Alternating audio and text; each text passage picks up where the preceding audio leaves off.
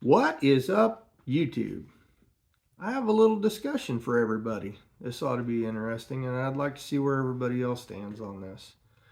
So, a lot of times we have a discussion, especially in the Pontiac world, about LS swaps, small block Chevys, big block Chevys, anything in a Pontiac that isn't a Pontiac. However, guys are okay with putting a Butler performance block in their car.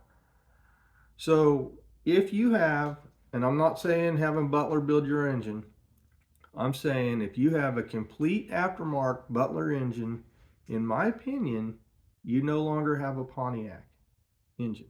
You have a Pontiac based engine.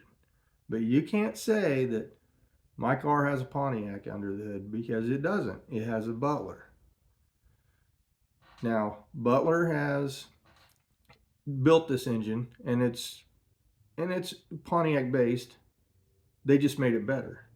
They fixed all the issues that was wrong with the Pontiac, but it's still not a Pontiac. It did not come from the factory Pontiac. It came from Butler Performance. So I just want to see where everybody else stands on this. In my opinion, if you have an aftermarket block, I don't care if it's Ford, Chevy, Dodge, whatever, you cannot claim any longer that you have that manufacturer engine in your car because you don't. You have an aftermarket engine in your car.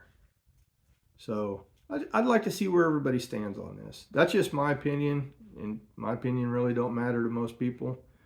But I'd like to see where everybody else stands on this. Anyway, go ahead and leave me some comments. Let's get this discussion started. I'd like to see what everybody else thinks.